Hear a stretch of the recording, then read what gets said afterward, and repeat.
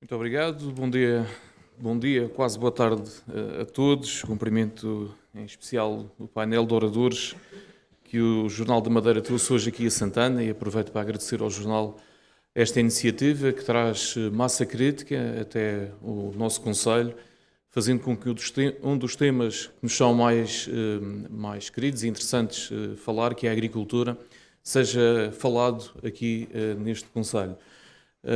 Aproveito também para agradecer a presença dos alunos da Escola Secundária de Santana cá. É importante, de facto, nós termos jovens hoje aqui a assistir. Temos aqui pessoas que percebem muito de agricultura, eu não sou um deles, mas de facto podemos indicar apenas o Sr. Secretário Regional da Agricultura, Sua Excelência também o Diretor Regional, o Engenheiro Paulo Santos, uma pessoa que anda nisto há muitos anos e que percebe muito de agricultura. Obrigado pela sua presença, por tirar do seu tempo para cá estar. Enfim, só para salientar algumas das pessoas que eu tenho respeito e consideração e que sei que obviamente percebem de agricultura. Eu, quando pensei naquilo que havia de dizer nestas jornadas, lembrei-me nos últimos tempos da discussão em torno da cana-de-açúcar, das notícias que têm saído em relação à preocupação que é termos ou não termos esta matéria-prima, este produto aqui madeirense, neste caso a cana-de-açúcar, que é um produto utilizado para o fabrico da aguardente de cana, que depois é servido aos turistas e também aos locais, que somos grandes apreciadores da poncha regional. E, portanto, isto levou-me a um pensamento que é o pensamento sobre a falta de escala que a Madeira tem. Nós não temos escala para competir com origens que têm, enfim, terrenos maiores, formas de produzir mais intensivas e, portanto, nós estamos aqui a competir ou a tentar competir com origens que não temos hipótese mesmo nenhuma. E poderíamos, por exemplo, pensar em Cuba, na quantidade de cana-sacarina que Cuba produz em relação à Madeira, pois é óbvio que a nossa cana tem que ser exatamente a mais cara, ou das mais caras, pelo menos, do mundo, porque nós não temos escala, terrenos e forma de produzir uma quantidade que depois possamos pôr essa cana a preços competitivos no mercado. E estamos a falar da cana-sacarina, mas podíamos estar a falar de outros produtos. A questão aqui é, será que a falta de escala é um problema ou é uma oportunidade? É por tudo aquilo que nós ouvimos aqui hoje, da parte dos oradores que até agora falaram, nós percebemos que a diferenciação dos produtos é aquilo que faz com que nós possamos, enfim, oferecer a quem nos visita um produto único, um produto, como já foi aqui falado, gourmet. E, portanto, esta falta de escala deve nos levar a pensar que, se calhar, em vez de estarmos a tentar exportar produto de excelência lá para fora, temos é que manter o produto de excelência cá dentro. Porque eu não sei o que é que nós vamos ter para oferecer aos turistas, que cada vez mais exigentes são, e o exemplo que foi aqui falado pelo chefe Otávio. Eu não sei se nós exportarmos o que temos de melhor, o que temos de gourmet, o que é que vamos oferecer aos nossos turistas quando eles vierem cá. Eu dou-vos o exemplo, por exemplo, passa a redundância, da Lapa, que não é do setor agrícola, mas é do setor da pesca e do mar. Mas, por exemplo, daqui a uns anos, será que haverá lapas para servir aos nossos turistas? Mas nós estamos interessados em exportar lapa, em exportar lá para fora o melhor que nós temos. E, portanto, não é com esta lógica de pensamento, tratando um território que não tem escala, que não tem capacidade de competir com outros territórios, não é exportando o que nós temos de melhor e subtraindo esses produtos a quem nos visita, porque eles têm que ter uma experiência única quando chegam cá à Madeira. E eles têm que provar a melhor anona do mundo. A anona tem que ser vendida como sendo única, pelo seu terroir, pelos lugares onde é cultivado. E falo da anona como falo do maracujá, como falo da própria banana, porque nós vamos aos supermercados e muitas vezes vimos aqui na Madeira banana de onde? Banana do estrangeiro. E não é propriamente a melhor banana do mundo. Nós sabemos que a nossa banana é mais gostosa do que a banana que vem de outras origens. Pronto, não há, mas haverá, por exemplo, em território continental, onde muitas vezes nós assistimos a isso. A questão é que nós não podemos estar... Este poderá ter sido um mau exemplo, mas falou da anona, por exemplo. Sabemos que é muito difícil encontrar uma anona que seja, do ponto de vista da apresentação ao cliente, uma anona que seja bonita para o cliente. Há dificuldades nesse sentido, neste momento. e, portanto, todo o aconselhamento técnico que se possa dar aos agricultores e todas as soluções que se possam encontrar para o tratamento das pragas que afligem a amendoeira, e Santana tem um exemplo desse no Faial, todo esse apoio será de veras importante. Mas poderia falar, por exemplo, de outros produtos, como a pera abacate, como o kiwi. Nós passamos a vida a exportar kiwi do Chile, que não tem o mesmo sabor do que o kiwi da Madeira, e dou-lhe um exemplo de uma zona de Santana que produz um kiwi excelente, que é a Ribeira Fonda, porque é uma zona fria e que permite, e com muita água, e que permite essa cultura. Mas depois, nós, como é que vamos vender o nosso kiwi se os próprios retalhistas vão buscar kiwi a um preço, enfim, mais competitivo, mais barato, kiwi por vezes que vem do Chile. Eu sei que aqui em cima da mesa estão opções do foro da liberdade de cada um. Nós não podemos constranger, obviamente, os empresários a serem obrigados a comprar o produto madeira e a vendê-lo, mas a verdade é que temos que incentivar. E às vezes, por detrás dos subsídios que se dá, na minha opinião, tem que haver a preocupação de incentivar, sim, subsidiar, mas subsidiar e privilegiar os subsídios sobre os produtos que são produzidos cá na Madeira. Dou-vos o exemplo do mercado agrícola que funciona aqui na Praça da Cidade. O mercado neste momento não está regulado, não existe ainda um regulamento para que ele funcione de forma correta, mas às vezes entristece-me ver os feirantes a venderem mais produtos, às vezes até estrangeiros, do que produtos aqui da Madeira, e já nem falo produtos aqui de Santana. Portanto, também neste aspecto, e aqui faço meia culpa, nós temos que regular para que as pessoas que querem vender depois no mercado agrícola aqui ao lado da Câmara possam vender um produto, mas um produto regional, porque é isso que se quer.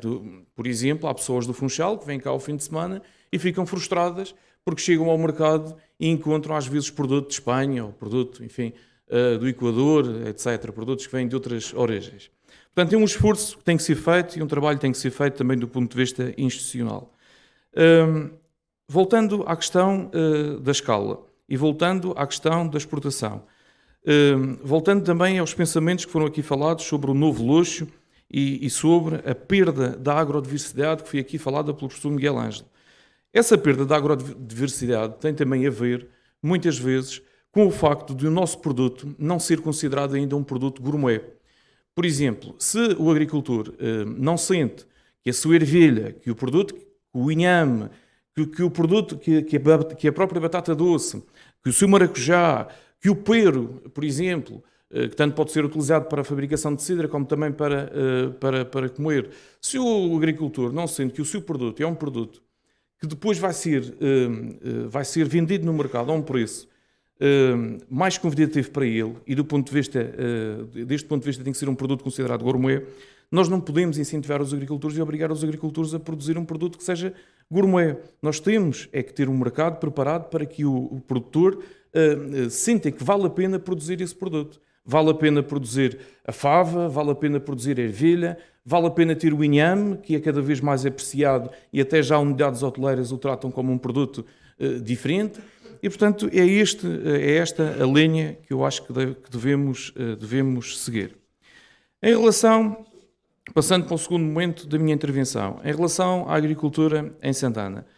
Santana tem, e especialmente duas freguesias deste concelho, das 6 que nós temos em São Jorge e aqui na freguesia de Santana, terrenos mais amplos, parcelas de terreno que permitem às vezes uma agricultura mais intensiva e mecanizada, o que, na minha opinião, e aqui discordo da senhora deputada Tânia Freitas, não é propriamente mau que se pratique uma agricultura recorrendo à mecanização da mesma, aos tratores, às alfaias, enfim, até à própria construção de estufas e optando por uma agricultura mais tecnológica. Não é negativo, porque os agricultores, aqueles que querem viver efetivamente da agricultura, têm que seguir o caminho empresarial. E, obviamente, para conseguir entrar lucro das suas produções, do seu trabalho, precisam de recorrer à mecanização da agricultura. Santana tem características para isso, como disse, especialmente duas freguesias, Santana e São Jorge. Acho eu que é necessário também pensarmos, em termos de ordenamento do território, a agricultura que queremos fazer neste concelho. Para isso, Seria importante, por exemplo, termos um plano estratégico para a sustentabilidade agrícola e, por que não, também florestal, porque nós temos manchas de terreno que não são propriamente manchas que ficam em floresta laurisilva, mas que ficam em floresta que neste momento está ocupada por eucaliptos, por, enfim, acácias, por infestantes, e que são zonas propícias à agricultura, onde existe, por exemplo, levadas, um fator importante, onde é possível recorrer, por exemplo, a esses terrenos para a mecanização da agricultura. Estou-vos a falar de terrenos onde é possível, ou, aliás, sítios onde é possível conseguir terrenos, parcelas com 10 mil metros quadrados, às vezes 20 mil metros quadrados. Nós temos exemplos de pessoas que têm conseguido comprar parcelas de terrenos aqui em Santana e São Jorge, de forma a conseguirem formar parcelas grandes e já interessantes para a prática agrícola, recorrendo à mecanização do mesmo. Portanto, é necessário pensarmos, e aqui, enquanto Câmara Municipal e responsável pela Câmara, sei que temos essa responsabilidade, num plano estratégico que possa desembocar depois num documento que um investidor, um agricultor, alguém que venha de fora, possa chegar cá e saber onde é que é melhor, onde é que será melhor investir numa determinada prática da agricultura. Por exemplo, onde será melhor as hortícolas, onde será melhor as fruteiras, onde será melhor a plantação da batata doce ou mesmo da semelha. Acho eu que temos que caminhar para isso e a Câmara, a seu breve, anunciará uma medida neste sentido. Temos tentado colocar a agricultura no centro da discussão dos temas mais importantes aqui para o nosso Conselho. Nós fizemos isso, por exemplo, inaugurando o Festival Agrícola e Repentista, o FARM Madeira, no ano passado, em outubro, que vai voltar a se repetir para o ano. A nossa ideia é que seja bienal, para podermos ter também aqui uma semana de discussão em torno da agricultura, chamando pessoas e massa crítica como aquelas que nós temos cá hoje. Aliás, nós tivemos cá presente o Sr. Engenheiro Marcos Jeremias, também que foi orador nesse painel de oradores, onde contamos com uma ex-ministra da Agricultura, neste caso a doutora Assunção Crestas. E, portanto, Santana não se quer esconder do tema da agricultura. Nós somos um território eminentemente agrícola e rural. Pena que não tenhamos aqui agricultores ou mais agricultores. Eu vejo aqui pessoas que se dedicam mais ou menos à agricultura. O Sr. Professor Eliodoro já falou que depois do horário de expediente também é agricultor. Temos ali o Sr. Freitas, que se calhar é a pessoa que mais percebe de agricultura aqui dentro, e porque eu sei que também investe um pouco do seu tempo na agricultura. O Presidente da Junta de Freguesia de Santana, que também produz agricultura e que produzia produtos de qualidade, que por acaso até era o meu pai que levava para o mercado, que o meu pai era intermediário. E eu, que sou o presidente mais novo da Madeira, plantei 21 sacas de semelhas este ano. Mas sabem como é que eu fiz isso? E porquê que fiz isso? Fiz isso porque gosto de trabalhar num trator. E pergunto, quantos destes jovens estão aqui é que já trabalharam com um trator, já tiveram experiência de se sentar num trator, já tiveram experiência de ver uma alfaia a cavar o terreno? Não sei se alguns já tiveram, mas se alguém já teve, ponha a mão no ar para eu identificar. Pois.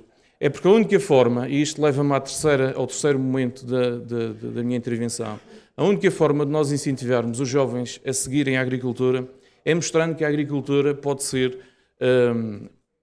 uma atividade, aqui como disse o Dr. Vítor Castro, uma atividade diferente daquela imagem que nós temos do agricultor que anda sujo, todo o dia, do agricultor com pouca formação, pode ser diferente. E, de facto, cada vez mais são aqueles que têm formação, alguns na área da agronomia, outros nem tanto, que seguem a prática agrícola. E para estes jovens terem interesse na agricultura, eles têm que perceber que é possível fazer uma agricultura mecanizada, é possível haver uma agricultura que facilite o seu próprio trabalho, uma agricultura que recorra a sistemas de irrigação, por exemplo, uma agricultura que também contribui muitas vezes para a sustentabilidade ambiental.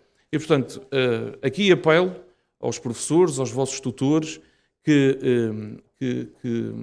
para além de trazerem estes jovens a estas palestras, que por vezes para eles é uma tremenda seca, passo a expressão, que os levem a conhecerem explorações agrícolas. Explorações agrícolas onde existem máquinas, onde existem sistemas de irrigação, onde existem estufas, onde existe aplicação. A agricultura como uma atividade profissional poderão ter sucesso e poderão ter uma atividade prazerosa para si. Obviamente, nem tudo é cor-de-rosa, a agricultura depende de fatores que nós não controlamos, como é o clima. Já estamos há algum tempo, por exemplo, sem chuva e já ouvimos os nossos agricultores aflitos que precisam de chuva, a tentar perceber se vai chover amanhã, se vai chover no sábado e, portanto, isto é também uma atividade com muito risco. Quero aqui dizer também, em Santana, que é necessário que Santana tenha investimento na área da agricultura. Já falei e já fui aqui falado de 4 caminhos agrícolas que foram feitos, 2 em Santana e 2 em São Jorge. Foram caminhos importantíssimos, caminhos que são exemplares naquilo que deve ser um projeto de caminho agrícola. Esqueçam aqueles projetos de caminhos agrícolas no meio de barrancos, porque efetivamente não se consegue, do ponto de vista da candidatura, pontos suficientes para candidatar certos caminhos em zonas onde não é permitido, por exemplo, o acesso de um trator, onde não existe uma levada, onde não existe um corgo, onde não existe a proximidade de uma levada, ou seja, a facilidade de ir buscar água. E nós temos aqui em Santana dos melhores caminhos agrícolas que a Madeira poderá apresentar. Temos 6 projetos de caminhos agrícolas feitos, à espera que, provavelmente, no PEPAC sejam abertas candidaturas. Apelo aqui a uma maior transparência na gestão destes fundos. Não é por acaso que, ainda em 2019, quando o Presidente da Câmara de Lobos, Pedro Coelho, se prontificou, se candidatou à Associação de Municípios da Madeira, uma das propostas que fez, perante todos os presidentes que lá estavam, era que, se fosse Presidente da Associação de Municípios, iria se bater junto do Governo Regional para que os fundos comunitários fossem mais transparentes, para que as câmaras soubessem de forma... estou a utilizar palavras do Pedro Coelho, não são minhas, portanto, há pessoas que assistiram a esta reunião, há presidentes que lá estiveram, isto é verdade. E, portanto, essa transparência e essa forma de lidar com os apoios comunitários, de modo a que as câmaras possam antecipadamente saber com o que é que contam, é importante. Não estou aqui a falar que as câmaras que alguém tem que vir até às câmaras, da parte do Prodarame, dizer façam projetos. Obviamente as câmaras têm que estar antecipadamente preparadas, têm que ter os seus projetos em carteira para depois poderem avançar no momento em que as candidaturas abrem. Mas não podemos ter candidaturas que abrem da noite para o dia, sem tempo suficiente para que as câmaras possam trabalhar a formalização das suas candidaturas. Senhor Secretário, queria também lhe dizer que a água não vem da Calheta. Com muito carinho e respeito tenho pela Calheta e uso a Calheta sempre como bom exemplo daquilo que se deve fazer em termos de investimento, mas a água vai de São Vicente e de Santana para o Solo. E, portanto, custa-me um pouco ver investimento no âmbito da captação de água e do armazenamento de água onde a água não existe. Quando nós temos água em Santana, em São Vicente, e não vejo investimento nenhum na captação e no armazenamento da água. A água é essa que será importantíssima, não só para os consumidores de água potável, mas importantíssima para a agricultura. Se nós temos água a ir para as ribeiras e depois a ser desperdiçada no mar, nós temos que pensar que tipo de investimentos é que devemos fazer aqui em Santana no âmbito da captação da água, porque este será um problema cada vez maior no futuro, a falta de água. Santana tem água, São Vicente tem água, Machique também tem alguma água e acho que devemos, sinceramente, pensar no futuro em investir, canalizar dinheiro para o investimento na captação e armazenamento de água aqui no Concelho de Santana. Termino a minha intervenção, que provavelmente já vai longa, agradecendo mais uma vez a vossa presença cá, agradecendo ao Jornal da Madeira a iniciativa e desejando um resto de boa semana a todos. Muito obrigado. Muito obrigado.